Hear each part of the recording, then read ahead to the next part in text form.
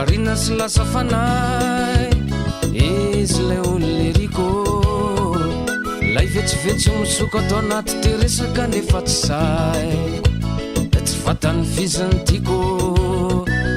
miezaka ihany nanantona mora nanao jery vilana kaiky tena kanto sy lafatra tsara masikoroto manaraka foana ny tongotry nefa taraiky tsy fantatro anao raha ho anjara ny masonao malemy fanayo ny tsikinao tsy mena ny ta ny bikanao mate izao ianao manontolo ny matara yeye ndraindray tena sa rehefa iala ao an-trano kanefa mora le fianzany malemy ny saiko fa raha vao mahita azy mialano any deky miamangovotra ihany mamindraza tsy aiko meo eritsainao raha eo ambony asaiko mahita fa amin'ny inona rena maboko ny fony fa tiako mivalio ratsotsiny say andro zay lahatra avy any eo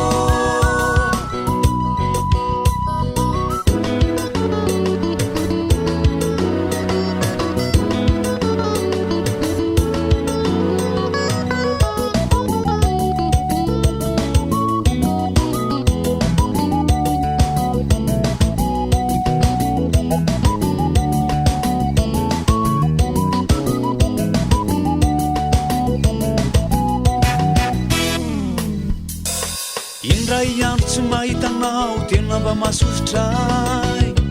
mahatonga fanorosorenana no firiko tena izy anao lay nanorokay aty aminao ananoromponenana lay endrikao mateo ty satry foana hoe ho anolona tianao atsy misy anenenana lay tsikina tamin'lay ny fanena saika nasafitray narary fa tiako iverenana ny masonao malemy ny fanayo ny sikinao tsy mena ny ta ny bikanao mate zao ianao manontolo ny matara yeye ndraindray tena sa rehefa iala ao an-trano kanefa mora le fianzany malemy ny saiko fa raha vao mahita azy mialano any deky miamangovotra ihany mamindraza tsy aiko meo eritsainao raha eo ambony asaiko mahita fa amin'ny inona rena maboko ny fony fa tiako mivalio ratsotsiny say andro zay lahatra avy any eo ndraindray tena sa rehefa iala ao an-trano kanefa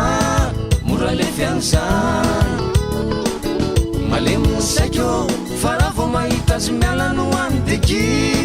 miamangovotra ihany mamindraza tsy aiko meo eritsainao raha eo ambony asaiko mahita fa amin'ny inona rena maboko ny fony fa tiako mivalio ratsotsiny say andro zay lahatra avy any eo